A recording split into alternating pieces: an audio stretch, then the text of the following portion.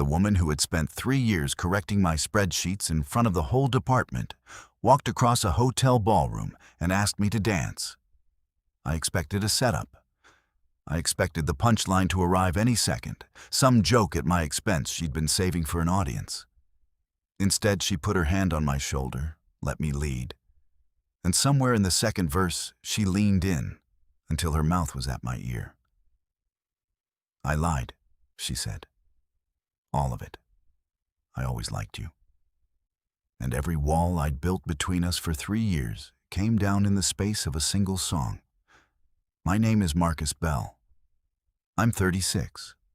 I manage logistics for a mid-sized freight company, which is a long way of saying I spend my days making sure other people's things arrive where they're supposed to, on time, while my own life mostly sits in a warehouse somewhere, waiting for a truck that never comes. I'm good at the job. I'm calm under pressure. I read a room fast. And I go home to an apartment where the only thing waiting for me is a plant I keep alive out of stubbornness rather than affection. Her name was Nadia Voss. She ran operations for the same company and had since the week she arrived and decided, apparently on sight, that I was her professional nemesis. She was precise in a way that bordered on cruel. The kind of person who could find the one flaw in 40 pages of figures and circle it in red, like she was disappointed the rest had wasted her time. She wore her hair pulled back so severely it looked like a strategic decision. And she carried a battered steel travel mug everywhere, covered in conference stickers from cities I knew she'd never bothered to sightsee. She drank her coffee black and her opinions blacker. She had a way of saying my full name, Marcus Bell, that made it sound like a charge being read at a trial. We met in a budget meeting my second year, when she looked at a forecast I'd spent 2 weeks on, slid it back across the table and said, "This is optimistic in the way children are optimistic." That was the whole origin story. From that day we were rivals, competing for the same projects, the same headcount, the same nod of approval from a regional director who pitted us against each other because it made us both work harder. We argued in meetings, in email threads, in the elevator. She kept score. So did I. The whole office treated us like a sport, and we let them, because being her rival was a sanctioned, public, completely safe way to spend an enormous amount of time thinking about her. And I'd have rather died than admit that's what it was. I told myself she disliked me. I told myself the tension between us was friction and nothing else. That was the lie I lived in for 3 years, and it was a comfortable one, because it meant I never had to ask what the tension actually was. It cracked open at the company anniversary gala. The thing was held in a hotel ballroom downtown, the kind with chandeliers that cost more than my car and a parquet floor polished to a mirror. The air smelled like floor wax and somebody's expensive perfume, and the faint metal tang of catering trays kept too warm. I'd come because attendance was effectively mandatory, and I'd planted myself near the bar with a drink I wasn't drinking, watching people I worked with pretend to be people who liked each other. Nadia arrived late. She came in without her armor. Her hair was down, which I had never once seen, and it changed her whole face, softened the sharp lines she usually kept so carefully drawn. She wasn't carrying the steel mug. She looked, for the first time in 3 years, like a person instead of an opponent. And I noticed that I noticed, which annoyed me. She found me at the bar within 10 minutes, the way she always found me, like we were magnetized to opposite poles of the same argument. "You look like a man counting the exits," she said. 3 of them. I've been timing the speeches. The director's going to make us stand up. The whole healthy competition drives results routine. He loves us as a double act. She set her glass down. "You're his favorite, you know. It kills me. I'm not his favorite. You're absolutely his favorite. He thinks I'm sharp and he thinks you're steady, and steady wins, every time. She turned her glass a half turn on the bar without drinking from it. I don't know how to be steady. I've tried. It's not in the build. Steady's overrated. It mostly means I'm too tired to argue. You're never too tired to argue. I've tested it. Repeatedly. She said it lightly. But something underneath it sat wrong, a flatness in her voice that I'd never heard her use, because Nadia Voss did not do flat. She did precise. She did cutting. She did not do tired. She held my gaze for 1 second longer than felt safe. Then she looked away, toward the dance floor, where a few couples had started to move under the slow lights. That bothered me more than it should have. I went home that night and lay awake, which I hadn't planned to do, replaying the way her voice had gone flat on the word steady. And I understood something I'd been refusing to understand for 3 years. I wasn't bracing against Nadia Voss because she was my rival. I was bracing because if I ever let the brace down, I'd find out what was underneath it, and I'd been very careful never to find out. I told myself the usual things. That we worked together, and that was a line you didn't cross. That a man who confesses to his rival and gets it wrong doesn't just lose a woman. He loses a workplace, an arrangement, a daily reason to feel sharp. That she'd built the rivalry as carefully as I had, and probably needed it as much. Every one of those reasons was true. Every one of them was also a coward holding a door shut and calling it professionalism. That is the lie I told myself. That contempt and attention are different things. They are not. I had been paying attention to that woman for 3 years, with the focus of a man studying for an exam he was terrified to fail. I had poor survival instincts around women who could out-argue me. And Nadia could out-argue a closed door. After that night, I started noticing the evidence I'd trained myself not to see. There was the matter of the coffee. For 3 years, I'd assumed the second cup that sometimes appeared on my desk on the worst mornings, quarter end, audit week, was the office assistant being kind. It was not. I came in early one Monday and caught Nadia setting it down herself. Black, the way she drank hers, not the way I drank mine, which told me she'd made 2 of her own and given 1 away. She straightened up, saw me see it, and said, "It was going to go cold." Which is what people say when something is already true and they've decided not to explain it. There was the meeting where a VP from another division talked over me 3 times, and I watched Nadia, my rival, the woman who circled my mistakes in red, cut him off mid-sentence and say, Marcus was speaking, in a voice that left a small crater in the room. She didn't look at me afterward. She just went back to her notes like she'd swatted a fly. But she'd defended me, and rivals don't do that. And I filed it somewhere I wasn't ready to look. There was the thing with her phone.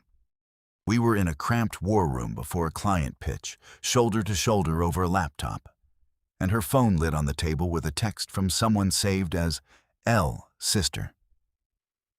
And the preview read, "Is he going to be at the gala?"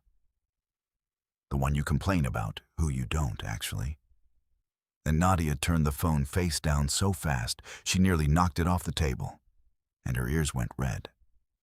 Which on a woman that controlled was the equivalent of a building catching fire. There was the late night before the audit. Both of us the only 2 left on the floor at 9, working in parallel silence because the deadline didn't care about our rivalry.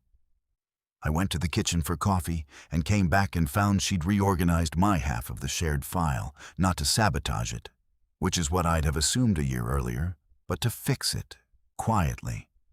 The way you tidy something for a person whose work you can't stand to see go out flawed. She didn't mention it.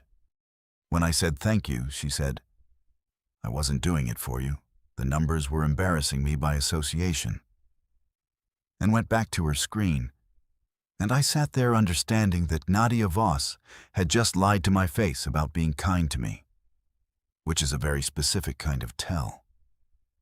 My filing system was becoming a problem. I started arriving early on the bad mornings on purpose, which is a thing you do for a colleague exactly never. This was not a recommended life choice. I made it anyway. And then there was the silence in the war room after the pitch went well, when everyone else had filed out and it was just the two of us packing up, and neither of us spoke for a long minute that wasn't empty at all. I want to be clear about what that minute was. It was not two co-workers ignoring each other. It was two people intensely aware of every movement the other made, both narrating a private commentary neither would say out loud. She reached for her bag. I tracked it. I shifted and she glanced up and back down too fast. The silence had weight. It was the most honest conversation we'd had in 3 years, and we were both fluent in it, and both too proud to translate it. At the door, she paused like she decided to say a real thing, looked at me, and then said, "Good pitch, Belle." And the moment folded itself up and went back in the drawer with all the others. Which brings me back to the ballroom. The director did his routine exactly as she'd predicted. Pulled us both up in front of 300 people, called us his engine of healthy competition, made us shake hands while everyone applauded the rivalry they'd been entertained by for years. Her hand was cold in mine. She didn't let go right away. Then the music shifted to something slow, the lights dropped, and the director, pleased with his own theater, said into the microphone, "Now somebody get these two on the dance floor before they file a grievance." And the room laughed, and I expected Nadia to make a cutting joke and walk away. She didn't walk away. She looked at me, and the sharp lines were gone from her face, and she said quietly, just to me, under the laughter, "Don't make me ask twice." I went still. Not dramatically, just still. My chest forgot it had a job to do. I led her onto the floor because my legs made the decision before my brain could file an objection. She put one hand on my shoulder and let me take the other. And we moved. And for the first verse, neither of us said anything. And it was the first time in 3 years we'd ever been on the same side of anything. The perfume and the floor wax and the warmth of her hand. The music carrying everything we'd never said. It was strange to lead her. For 3 years she'd set the terms of every interaction we'd had, chosen the ground, opened the argument, decided when it ended. Now she let me move, and she followed. And I felt the exact moment she stopped holding herself stiff and let her weight settle. Like she'd finally put down the things she carried into every room. She wasn't tracking the exits. Neither was I. The whole company was watching the two rivals dance and finding it funny. And we let them, the way we'd let them watch us fight. Except this time, the thing they were laughing at was the truth. Then, somewhere in the second verse, she leaned in until her mouth was at my ear. "I lied," she whispered. "All of it. The forecast was children optimistic, fine. But the rest of it, the rivalry, the disdain, the thing where I act like you're an obstacle. I lied. I always liked you." She pulled back just far enough to see my face, and her voice dropped, and the control finally cracked all the way through. "I made you my enemy on day 1 because it was the only safe way to look at you that often. Do you have any idea how exhausting that is? 3 years. That landed. You don't have to say anything," I said, because the floor had tilted and it was the only handhold I could find. "You can chalk this up to the open bar. We go back to circling each other's spreadsheets on Monday, and we never mention it. You have an exit here. I'm giving it to you on purpose. Take it if you want it." She didn't take it. She shook her head, slowly, her hand tightening once on my shoulder. "I don't want the guest room," she said, which made no sense. And then she laughed at herself, a real laugh, unguarded. I don't know why I said that. I mean, I don't want the exit. I've been taking the exit for 3 years. I'm done taking it. So I stopped bracing, all at once. The way you put down something you've carried so long, you forgot it was heavy. You corrected a forecast, and I went home and thought about you for 3 years, I said. I told myself it was because you were my competition. Every project I won, the first thing I felt wasn't winning. It was that I'd have a reason to be in a room with you the next week, arguing. I've dated people who felt like appointments. You were the only person who felt like the actual point. I made myself finish it, even though it cost something. When something went right at work, you were the first person I wanted to tell. When something went wrong, still you. I've known that since the budget meeting, and I called it a rivalry because rivalry was the only word that didn't terrify me. She was quiet for a second. Then the smallest real smile broke through, the first one I'd ever seen reach her eyes. 3 years, she said. We could have been doing this the whole time. We are so stupid. We are operationally the 2 stupidest people in this company, and I have the data to prove it. You changed nothing about how you treated me. You circled my mistakes in red. I liked having a reason to read your work that closely, she said. And then her ears went red again. And I watched her hear it after she'd said it, watched her realize her own mouth had betrayed classified information. Don't. I'm not saying anything. You're saying everything. Your whole face is saying it. The song was ending. She didn't step back when it did. She stayed there, her hand still on my shoulder, both of us standing in the middle of a dance floor in front of the entire company. And I leaned in, and she met me halfway and kissed me, gently, chosen, 3 years late. And it tasted like black coffee, and every argument we'd ever had finally ending in a draw. Behind us, somebody from accounting let out a whoop. And then the director's voice came over the microphone, delighted. I knew the competition was healthy, but folks, I did not see this in the quarterly forecast. The whole room laughed, and somebody started clapping, and Nadia pressed her forehead to my shoulder and groaned. He is going to put this in a slideshow. And she was right. And we both started laughing too hard to keep dancing. 3 months later, she still circled my mistakes in red. Except now she did it leaning over my shoulder with her chin nearly on it. And I stopped pretending I minded. We kept it quiet at work for a while and failed completely. Because it turns out 2 people who've spent 3 years magnetized to each other are not subtle once they stop fighting it. The director gave a speech about workplace conduct that he clearly enjoyed too much. We sat through it, holding hands under the table like teenagers. The early weeks were clumsy in the way only 2 people who've known each other for years and suddenly have to relearn the rules can be. We kept reaching for the old reflexes and finding them gone. She'd start to say something cutting, and then realize she didn't have to perform the disdain anymore. And she'd get halfway through an insult and just stop, stranded. And I'd watch her decide what to do with her face. I kept bracing for arguments that didn't come, and feeling almost disappointed when they didn't. Until I figured out we could just have the arguments anyway, for fun, with no wall behind them. She still drank her coffee black. I still kept a plant alive out of spite. Nothing about us had changed, except everything had. A year after that, we were assigned to opposite sides of the same negotiation by a manager who hadn't gotten the memo. And we argued across a conference table for 2 hours, genuinely, ruthlessly, the old way, and then walked out, got in the same car, and she said, "God, I miss that." And I knew exactly what she meant. The rivalry never died.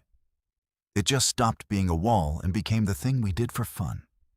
Years later, when people ask how we got together, she tells it as a hostile takeover. I made him my enemy so I could stare at him in meetings, she says. Most efficient courtship strategy in the company's history. 3 years, 0 risk, 1 slow dance. She delivers it as a joke, every time, to every audience. And every time she gets to the end of it, her voice changes on the last line and stops being a joke at all. And then I tell my half, which is shorter, because the truth was simple once I finally let it out. I'd been on her side the whole time and called it a war, because war was easier to admit than wanting her. The rivalry hadn't been the obstacle. It had simply stopped hiding what it was. The only difference now is that I don't brace anymore. When she walks into a room, I let myself feel the whole thing, out loud, while she tells me I'm being unprofessional.